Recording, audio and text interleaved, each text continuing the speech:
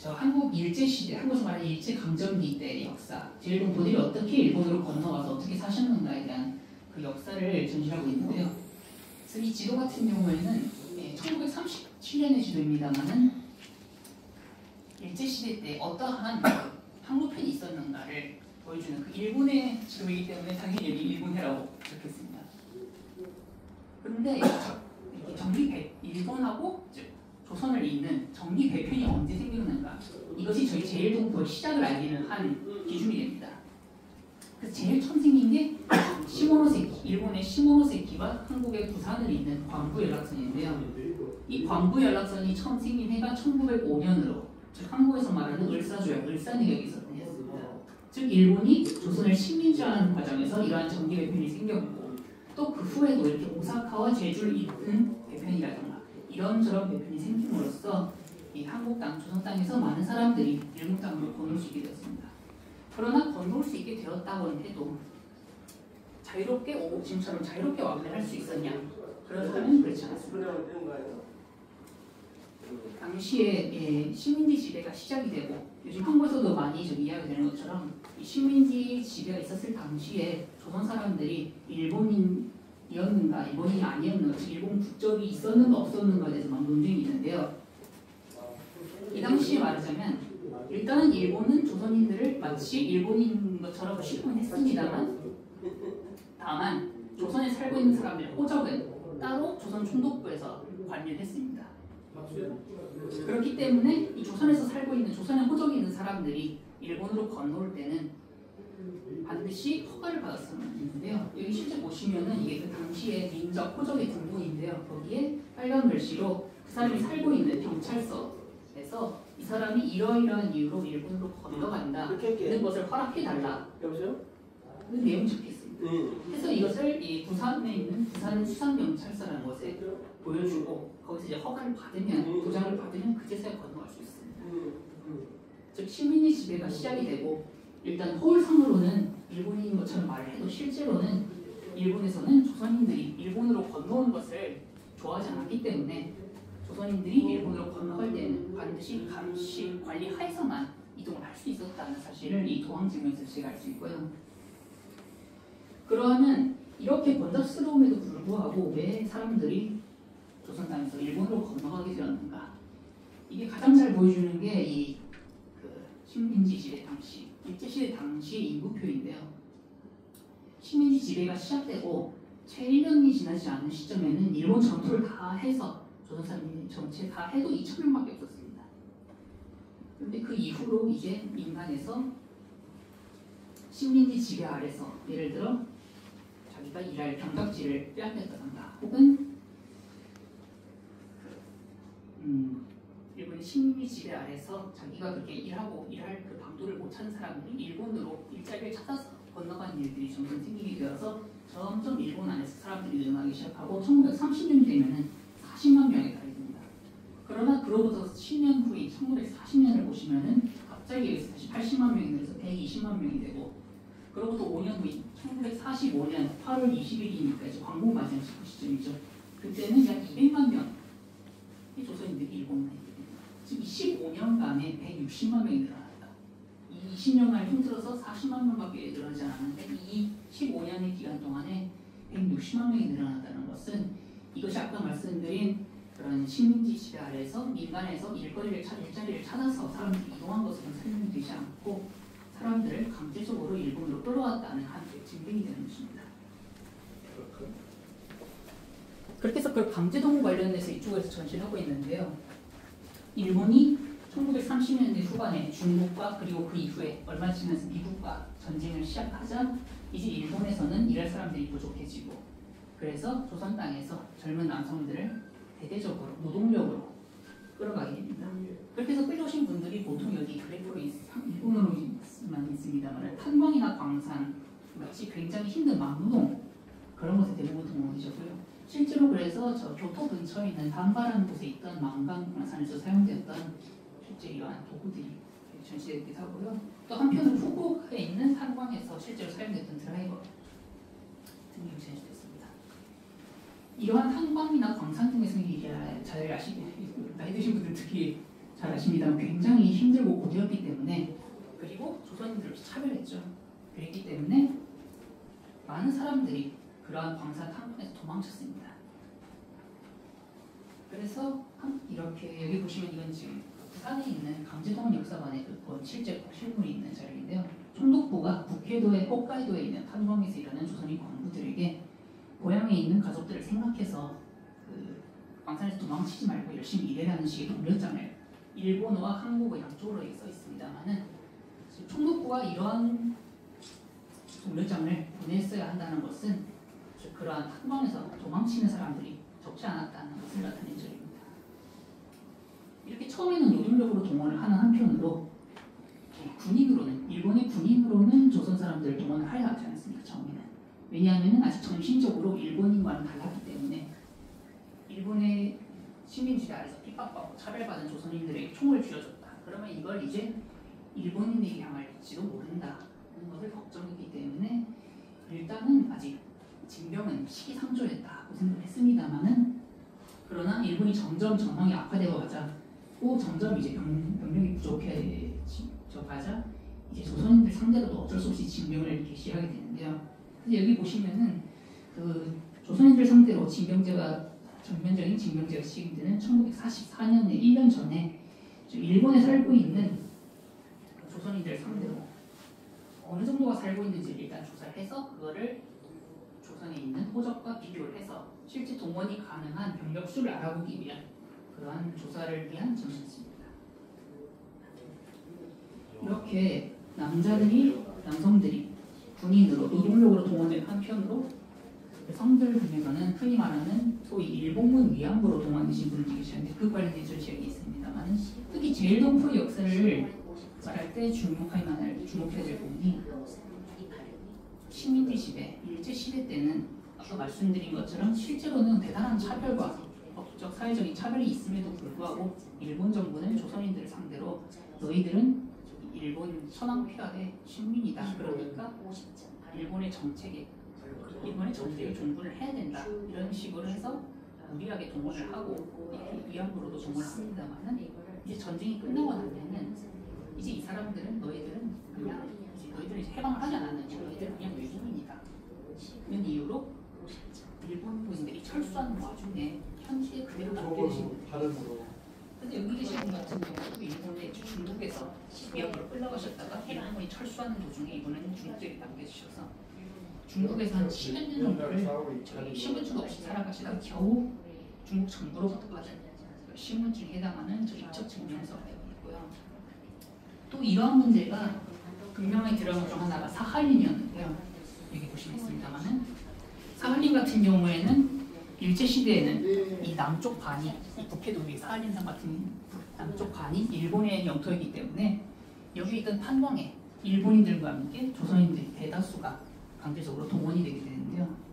그러나 전쟁이 끝나고 나자 끌고 갈 때는 일본인이라는 이유로 일본인으로 취급을 해서 끌고 갔음에도 불구하고 전쟁이 끝나고 나자 일본인들은 철수하는 와중에 조선인들은 이제 너희들은 그냥 외국인이다는 이유로 그대로 남겨진 채로 현지에서 건너가실 때 가져가셨던 이런 저고리라든가 혹은 이런 가재도구 혹은 일제시대 때 사용되었던 이런 교과서 같은 것도 물자가 없었기 때문에 그대로 학교에서 보충 교재로서 같이 사용을 했습니다. 그래서 이쪽을 보시면은 다시 좀 연대가 올라가서 1923년에 있었던 관동대지진 당시의 조선인 학살에 관한 전시가 있습니다. 이 관동대지진 당시 조선인 학살의 경우에는 그야말로 일본 수도권 전체를 타격한 거대한 지진 속에서 어디선가 생겨난 유언비어, 조선인들이 마을을 습격하고 있다. 물이 져서 마을을 습격해서 건물에 불을 지르고 우물에 독을 타고 있다는 식의 아무런 근거도 없는 유언비어가 돌기 시작하고 이제 그것에 스스로를 지킨다는 명목으로 민간인들이 자격단을 조직해서 조선인들을 색출해서 폭행하고 죽이는 일들이 일본 이 수도권에 여기저기서 동시다발적으로 일어났던 사실인데요. 이 당시에 어느 정도 규모의 학살이 이 당시에 있었던 이런 학살이 실제로 실존했다는 증거는 이렇게 사진으로도 남아있는 한편 아이들이 남긴 그림으로도 남아있고요.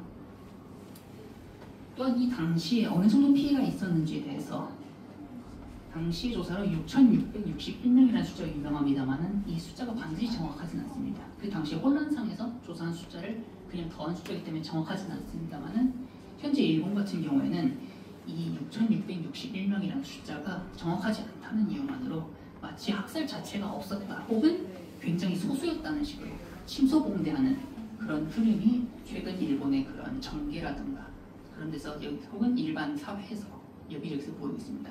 그러나 최소한 학계에서는 일본 학계에서는 이 당시 학살 속에서 최소한 1,000명 이상의 규모 1,000명에서 수천 명에 달하는 학살이 있었다는 사실은 이미 학문적으로는 다 공감대가 있는 부분임에도 불구하고 이러한 정계라 정치라던가 혹은 그런 일반 사회에서는 마치 이런 학살이 없었던 것이냐 마냥 그런 목소리가 점점 커지고 있는 것이 굉장히 지금 우려되는 현실입니다.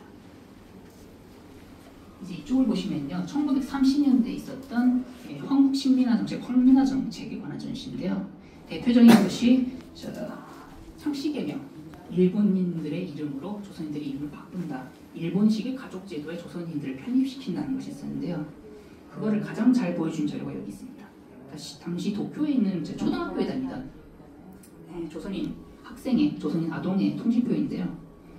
오른쪽에 제일 시기가 이른 2학년 때는 이무형이라는 한국식 이름이 그대로 쓰여 있다가 그 다음 해에는 학기 초에는 이무형이라고 쓰여 있던 이름이 어느 시점인가 이름이 지워지고 일본식 이름 다케다 시게루라는 일본식 이름으로 고쳐져 있습니다. 그리고 이제 그 다음 해가 되면은 4학년 때가 되면 처음부터 다케다 시게루라는 일본식 이름이 있습니다.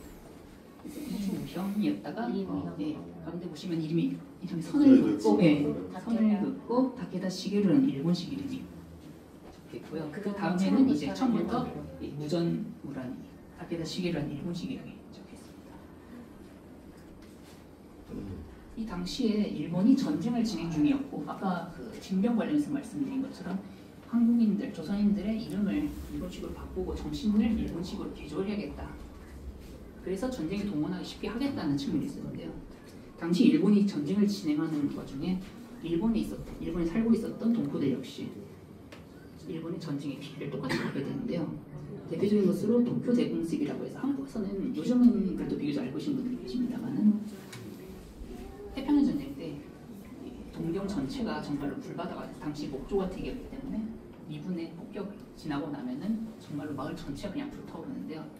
그러한 불타오르는 동경에 약 10만 명에 달하는 조선인들이 살고 있음에도 불구하고 그 사람들이 어느 정도 피해를 입었는가 이런 전체 상황은 아직도 정확히는 알지 못합니다. 그 당시에 실제 피해를 당했던 이 남항일 씨라는 분의 이재 증명서가 여기 있고요. 또 한편으로 이건 한국에서 잘 알려진 히로시마 나가사키 원자폭탄 투하 당시에도 히로시마 나가사키에도 적지 않은 조선인들이 살고 있었고 이게 그 당시 피해를 받았다는 이재 증명서 그리고 해방 후에 일본에서 발행된 피폭자 건강 수첩인데요. 그러나 이분들 같은 경우에는 대부분이 아까 말씀드린 것처럼 당시 일본 땅에 살고 있었던 조선인들 대부분이 일본에 오고 싶어서 오신 분들이 아니었음에도 불구하고 일본의 정책 아래 강제적으로 끌려와서 이렇게 전쟁의 피해를 받을 수밖에 없다는 사실이 있습니다. 여기서부터는 제2전시 시리라고 해서 해방 이후의 제일동포들의 역사인데요. 1945년 8월 15일 이제 해방을 맞이하자 일본 안에 아까 말씀드린 것처럼 200만 명의 조선인들이 살고 있음에도 이분들은 대부분이 오고 싶어서 거의 대부분이 다가 오고 싶어서 온 사람들이 아니었기 때문에 해방이 되자마자 하루빨리 조선으로 돌아가려고 그래서 채 1년도 지나지 않아서 150만 명에 달하는 사람들이 조선 땅으로 돌아가게 되는데요. 그러나 한편으로 일본에 남으신 분들도 계셨습니다. 이 사람들은 남고 싶어서 남았는가? 그렇지 않았고요. 8.15 해방을 광복을 맞이했다고는 해도 아직 조선 땅에서는 나라가 서지 않았고 또 남북으로 미국과 소련이 각각 들어와서 정치, 경제, 사회적으로 굉장히 혼란했기 때문에 조금 더 정세가 안정되면 그때 외국으로 돌아가야겠다 이렇게 생각하시는 분들도 적지 않았고 또 한편으로 그렇기 때문에 한번 조선 땅으로 돌아갔다가 다시 돌아오는 재동항을 시도하시는 분들도 계십니다. 그래서 이래저래 해서 일본 땅에 남게 된 것이 약 70만 명에 달하는데요. 이렇게 남은 70만 명이 지금 흔히 말하는 저사이니치 제일동포의 시작이 됩니다. 그래서 이분들이 처음에 무엇을 하셨냐면은 여기 사진 보시면은 그 당시에 좀 오래된 사진으로 해방 1주년, 2주년 이렇게 기념을 하여서 각지에서 이렇게 퍼레이드를 벌이기도 하고 있습니다만 가장 먼저 한 것이 자신들끼리 모여서 현지에서 각각 각 지역에서 단체를 만들었습니다.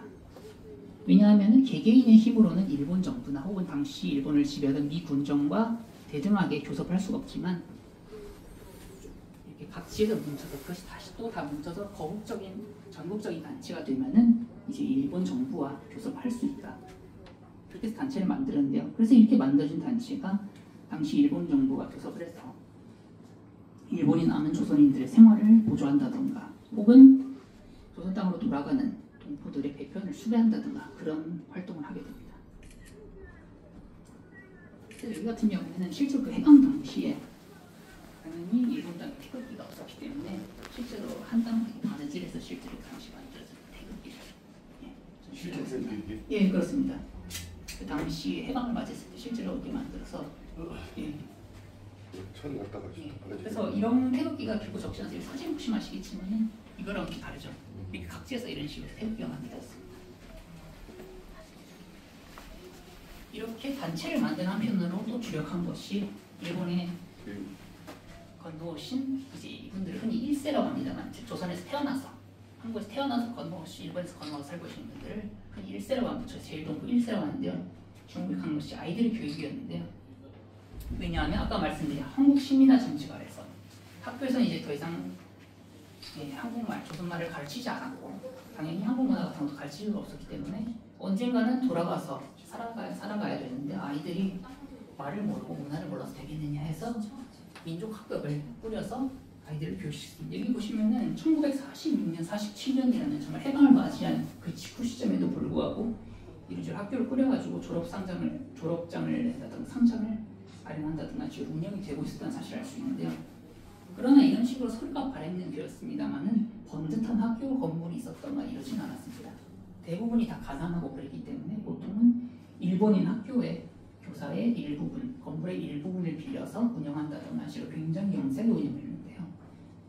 그러나 이러한 조선인들의 민족교육에 대해서 일본 정부 그리고 미 군정은 이것이 일본의 학교교육을 무시하는 처사라고 해서 1948년에 이른 시점에 이 조선인들이 세운 학교는 학교로서 인정을 안 한다. 너희들도 일본 학교에서 공부를 해야 된다. 이런 식으로 통단을 내립니다. 그에 저항해서 각지에서 시위가 일어나고 대표적으로 여기 저 오사카 고베 지역에서 일어났던 저 한신교육투쟁이라는 거 있는데 그 당시에 그 고베가 있는 효고현청에 이렇게 실제 정부들이 돌입을 해서 대대적으로 시위를 벌인다든가 굉장히 가열차게 투쟁했습니다만은 결국은 일시적으로는 이 조선인들, 한국인들이 세운 민족학교는 한 번 다 사라졌다. 거의 대부분이 대다수가 다 사라졌다가 그 이후에 복원된 것이 지금 말하는 한국학교, 조선학교에 해당합니다. 예, 아까 말씀드린 것처럼 제일동포의 역사에서 가장 큰 그 부분이 해방 이전에는 일본의 지배 아래서 분명히 이제 흔히 말하는 이등민 취급을 받고 대단히 차별받고 살았습니다만 이제 해방이 되고 나서는 일본이 강제적으로 스스로 의도로 끌고 왔음에도 불구하고 전쟁이 끝나고 나자 이제 너희들은 외국인이라는 이유만으로 아무런 보장도 해주지 않았고 그냥 가급적이면 돌아가줬으면 좋겠다 이런 식으로 내팽개쳤다는 점이 있었는데요. 그래서 정당하게 받아야 되는 2차 대전 이후에 전후 보상에 있어서도 조선 사람 제일동포들은 제외되었습니다. 대표적인 문제 중 하나 얘기해 보시면은 조선 기시급전 문제가 있는데요. 당시 조선 땅에서 일본이 운영하던 포로 수용소에 감시원 등으로 끌려가셨던 분들이 감시원으로 일하면서 포로 등을 상대로 비인도적인 행위를 했다는 이유로 전쟁에서 일본이 패하고 나서 연합군의 군사재판에서 조선인들 일부가 BC급 전범으로 재판을 받는 일이 있습니다. 그래서 이분들 일부는 정말 사형을 당했는데요. 그래서 이렇게 해서 이분들은 연합군의 재판에서는 일본군으로서 재판을 받았음에도 불구하고 일본 정부는 이분들이 석방된 다음에 아무것도 해주지 않았습니다. 왜냐하면 이제 너희들은 일본인이 아니지 않느냐는 이유가. 또 한편으로 한국에서도 배우가 어땠는가 하면은 너희들은 일본군으로 일본군이 돼서 나쁜 짓을 한 침입파들이다. 이런 식으로 보이는 분들이 예전에 많았습니다. 이런 식으로 한국에서도 배관시당하고 일본에서도 정당한 보상을 해주지 않았기 때문에 이분들 역시 스스로 모여서 자신들끼리 모여서 단체를 김진애라는 단체를 만들어서 활동을 시작하는데요. 그래서 이 당시에 실제로 그 재판을 했던 이 기록 같은 것이 있고 일본 각 수상에게 자신들의 정당한 보상을 요구한 정당한 명예 회복과 보상을 요구한 요청서 등이 전시되어 있는데요. 네, 이러한 활동을 했음에도 불구하고 지금까지 일본 정부에서는 정당한 보상이 이루어지지 않고 있습니다. 다만 한국에서는 2000년대 이후에 이러한 강제동원의 역사에 대해서 좀 재조명 되면서 이분들 역시 전쟁의 피해자다라는 것은 어느 정도 인정되게 되었습니다. 이쪽은 70년대, 80년대 이후에 이제 일본에서 나고 자란 흔히 말하는 제일동포 2세 분들의 어른이 되고 나서의 역사인데요. 이제 이분들이 어른이 되고자 특히 주목한 것이 인도운동이었습니다. 일본인 아이들과 똑같이 일본 땅에서 나고 자랐는데 단지 한국인 이름을 가지고 있다는 이유만으로 큰 기업에서는 취업도 시켜주지 않고 또한 자기들은 외국인 등록이라는 연목 아래 일정 시기마다 이 외국인 등록을 갱신하고 그때마다 지문을 찍혔어야 합니다. 이 당시에 일본의 외국인 등록법에 있어서의 가장 큰 차별 중 하나가 지문 날인 제도였는데요. 한국인들 같은 경우에는 한국분들은 지금 주민등록 제도에서 전부 다 지문을 찍어서 내국인들도 관리하고 있습니다만은 일본 같은 경우에는 일본인들 상대로는 지문을 지금까지 듣지 않고 옛날에 찍지 않았습니다. 그렇지만 외국인들 상대로만은 지문을 찍었고 그것도 이 등록을 갱신할 때마다 그때마다 반복해서 찍어서 관리했습니다. 이 지문을 찍어서 관리한다는 것은 즉 외국인들은 언제 범죄를 저지를지 모르는 범죄적 예비군이다는 일본 당국의 그러한 생각이 그 바탕이 있었고 이러한 것에 저항을 해서 1980년대에 한 분, 두 분 이 외국인 등록을 갱신할 때에 이것을 거부하는 운동이 벌어집니다. 그 당시에 실제로 그래서 외국인 등록을 거부했던 이런 외국인 등록증이라든가 이 당시에 등록해서 그분들이 명단 목록에 전시되어 있는데요. 그래서 한 분, 두 분 나타나기 시작한 이 외국인 지문 날인 거부자들을 중심으로 이 일본의 외국인 등록을 개정을 해서 지문 날인 제도를 폐지하라는 운동이 대대적으로 일어났고 이러한 운동에 일본 안에 있던 민족 단체들뿐만 아니라 일본인 중에서도 이런 외국인들에 대한 차별이 부끄러운 행위다라는 것에 대해서 동의를 하고 동조를 하고 동참해 주신들이 같이 운동을 해주셔서 그런 결과 속에 결국 2000년에 이르러서 이 외국인 등록법 상의 지문 날인 제도는 일단 완전히 없어지게 되었습니다. 또 한편으로 여기 같은 경우에는 사회적 차별, 즉 한국식 이름이 있으면은 대기업에서 취업을 시켜주지 않았다는 점에서 발생했던 큰 문제 중 하나였습니다만은 대표적인 사건 중 하나가 이 히타치에서의 취직 차별 사건이 있었습니다. 1970년에 일본의 대기업이었던 지금 대기업이죠. 히타치에서 박종석 씨라는 분이 일본식 이름, 흔히 통칭령이라고 말하는 이름을 써서 회사에서 내정을 받았습니다만 사측에서 사실 이 사람은 박종석이라는 한국식 이름이 있다는 사실을 알게 되자 도련히 이것을 취소해버립니다. 즉 이것은 외국인이라는 이유만으로 내정을 취소한 것이다. 이것은 명백히 외국인에 대한 차별이다 하는 것으로 이분 같은 경우에는 회사에 소송을 제기했고 이분 같은 경우에도 역시 뜻을 같이 한 일본인들, 즉 외국인에 대해서만 이렇게 취업 차별하는 것은 옳지 않다는 것을 뜻을 같이 한 분들에게 히타치를 상대로 불매운동을 벌인다는 식으로 같이 소송에 힘을 합쳐서 지원해 나갔습니다. 그래서 결국 4년 후에 소송에서 히타치를 상대로 승소를 할 수 있었습니다. 이런 식으로 일본분들의 경우에는 번듯한 직장에서는 애초에 취업을 시켜주지 않는다. 그렇기 때문에 문학이나 그림 혹은 스포츠나 예능 등 개인의 능력으로 얼마든지 개인의 능력을 발휘하면 얼마든지 성공할 수 있는 그런 분야의 제일동포들의 활약이 많이 보여지는 것은 이렇게 일반 회사 같은 데서는 애초에 취업을 시켜주지 않는다. 그렇기 때문에 이런 분야로 나아갈 수밖에 없었다는 그런 측면이 있었습니다. 그리고 이런 분야로 나아가신 분들 중에도 물론 자기 출처를 밝히고 제일동포임을 밝히고 활약하신 분들이 있는 한편으로 자신의 출처를 숨기고 활약하시는 분들도 적지 않습니다.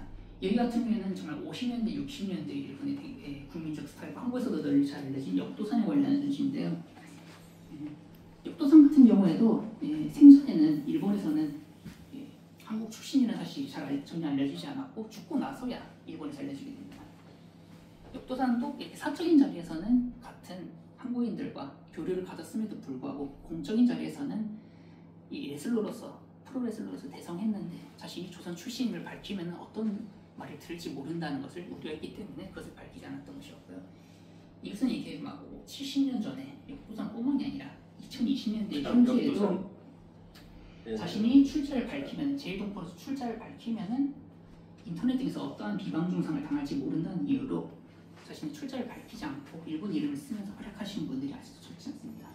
물론 요즘은 이제 흔히 이제 한류가 대대적으로 유행한 지도 오래 지났고 이런 한국 문화에 대해서 일본에서 어느 정도 제고가 이루어지면서 조금 약간 분위기가 바뀐 점도 분명히 있습니다만 그럼에도 불구하고 일본에서 살고 있는 독보들을 상대로는 여전히 일본인들의 눈살이 결코 따뜻하지만 않은 것이 현실입니다.